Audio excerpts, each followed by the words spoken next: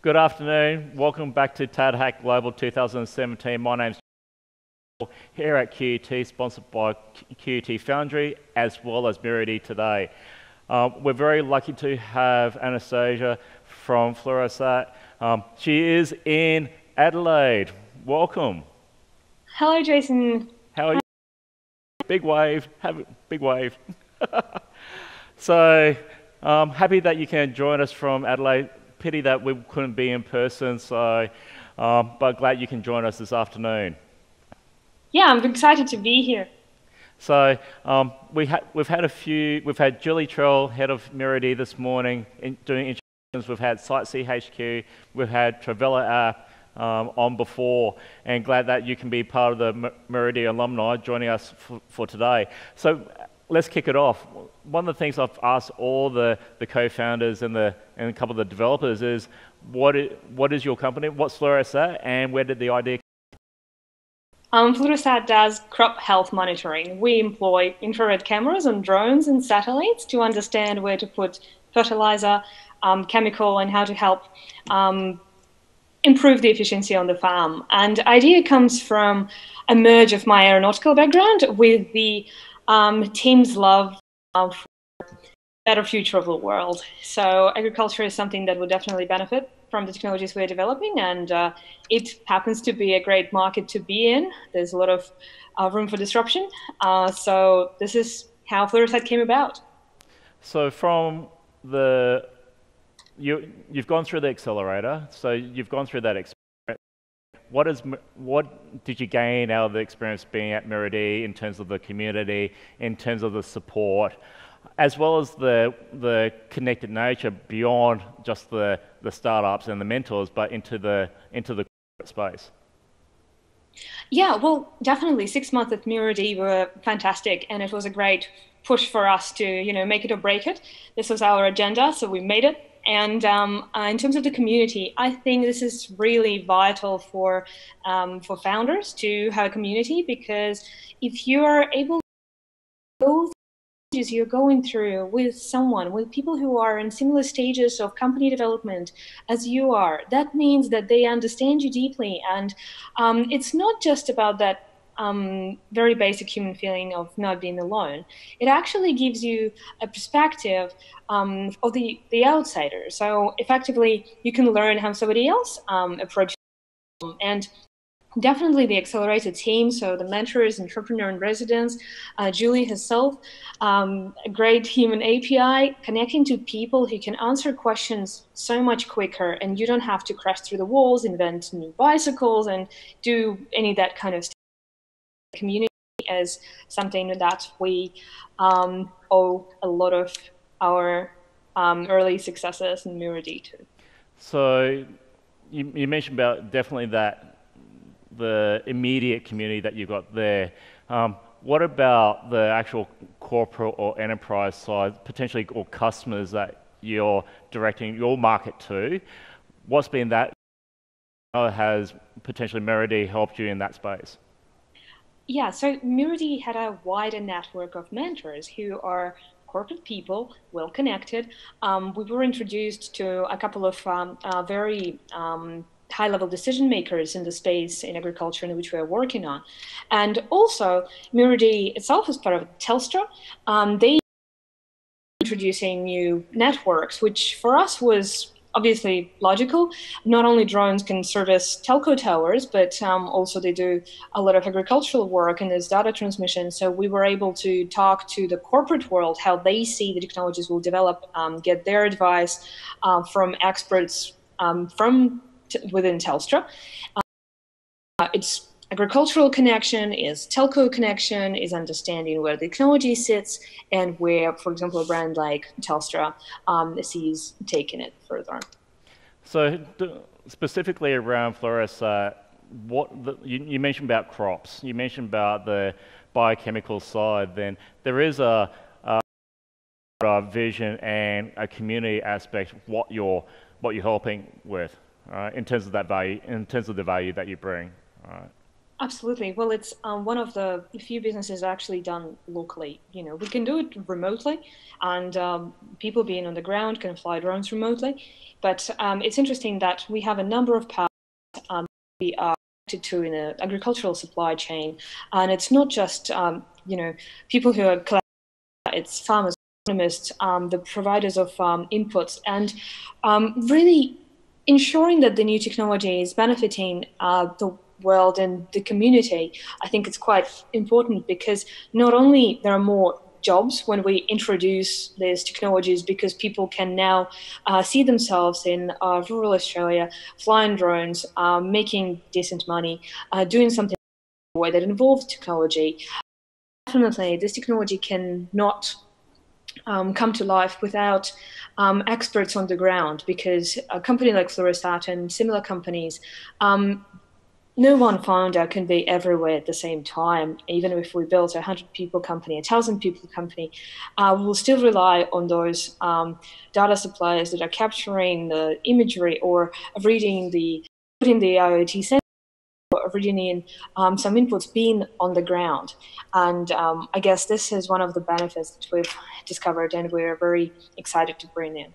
So the one thing that I like about some of the speakers that we've had over today and yesterday is about, and even one of the challenges that we've had as part of the local TADHack community in Brisbane, Sydney, Melbourne and Auckland, one of the challenges was actually focused on rural communities. So the ability to actually enhance the lifestyle and just keeping people in those areas.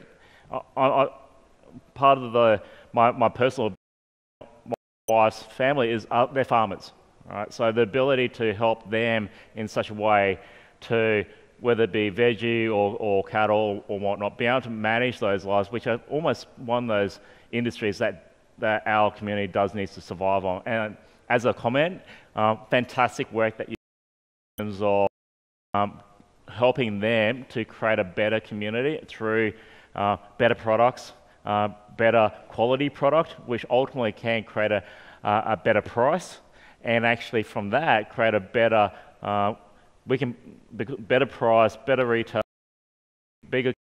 So it's fantastic work that you're doing there. Yeah, thank you so much, Jason. I think one of the real drivers behind FluroSat is seeing how we can de-risk the business that feeds us all. And to me, it's also quite personal.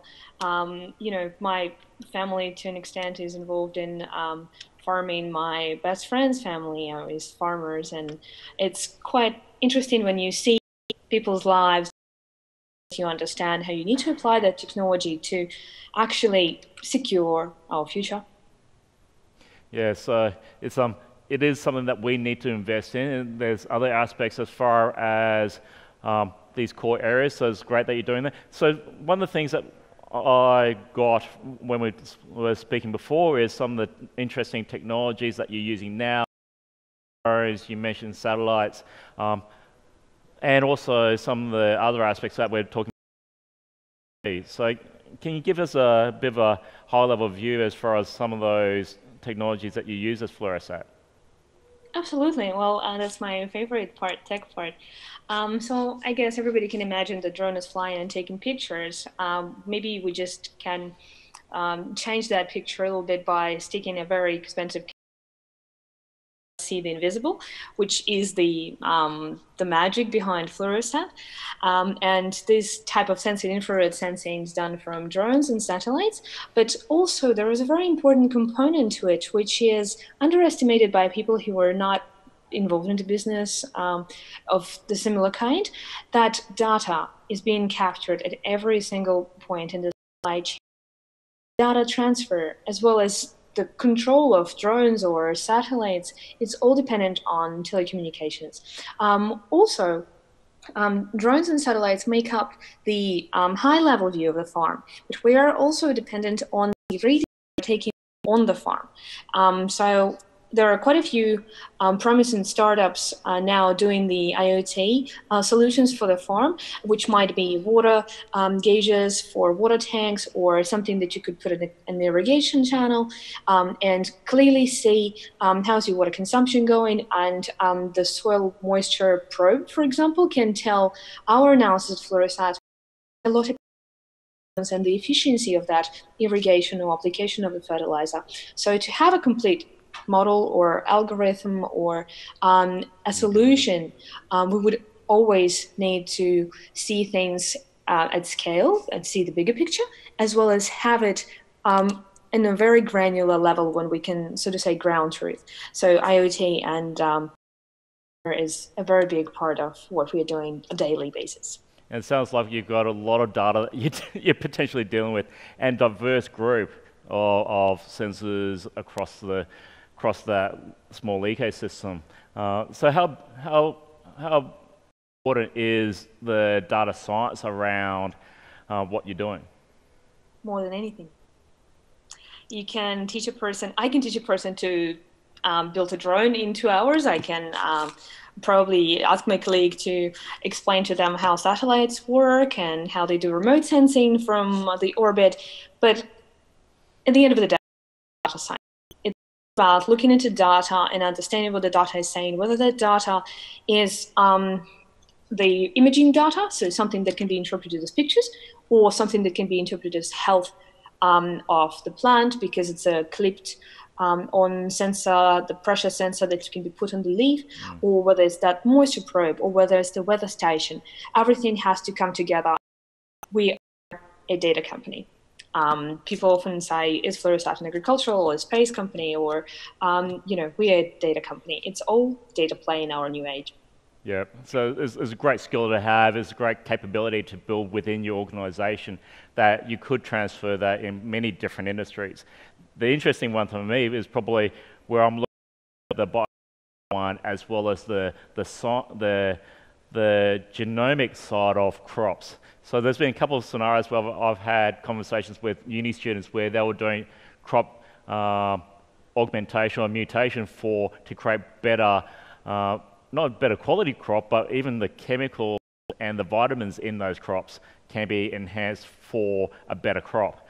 So it's great that you've got all these things in play, that you're also looking at the biochemical side as well. Yeah, definitely. It's a very important part of the equation, and it's agriculture, so it's a living industry, and it has its own data. Whenever you want, you can capture it because stage of the crop, but also seeing how crops evolve and adapt and how the science is playing into improving yields. I think it's a very important part of the equation. I believe what was missing in agriculture is a feedback loop that actually measures how those improvements, how those that agronomists make are applied on the farm, and what do they result in. Do they result in better crop performance, in better crop protection? Do they result in better adoption of fertilizer? This is something, as in every system, has to have a feedback loop, so you do know how to adjust your management. So I guess that's just one of the systems, Jason, that you're talking about. And it's really incredible that with the modern technology, we can peer into the life of plants. So in terms of what you're looking in the near-term future, let's say the next 12 months or 18 months, what is the future for FluroSat? What are you focusing on? We're focusing on field trials. So we are building the technology, developing something every day, testing it in the field, capturing the data, working a lot with customers. We have trials in future farms in this grain season, which is coming to an end in next month or so. And we will start new season in cotton in Australia. We've got one farm in California we're working with, so learning a lot about how we can best deliver our products, what are the gains that we need to target first, and we need to prioritize, making them aware what is the technology that's available, and listening, a lot of listening, so that we can direct our roadmap. So you mentioned California. So one thing that I've been quite passionate about in this forum, we are, in terms of TADHack, it is a global organization. So what is the global domination view for FluroSat? And once we've developed the product that can be easily deployed, we want to see it everywhere it can help. So Maybe it's now in Australia, and next it's in America and in Canada, but maybe in a few years it's in my home country in Ukraine, which is one of the biggest wheat producers in Europe, and maybe South America then. It's all about process. As you can deliver value, you know who can benefit from this value, and you can offer it to them. So thank you very much today, Anastasia. I know that you've traveled and you had flights and got to the hotel and the getting up on Zoom, so it's fantastic to spend the last 15, 20 minutes to actually talk to you. So fantastic work that you're doing there, and hope to see you in person in the future. Thank you so much for hosting, Jason. And any of the participants of TADHack would like to reach out to FluroSat, you can find our email online and ask questions about how certain technologies can be applied or how to learn more about it. It's open to that. Thank you so much for hosting. Thank you very much. See ya. Bye.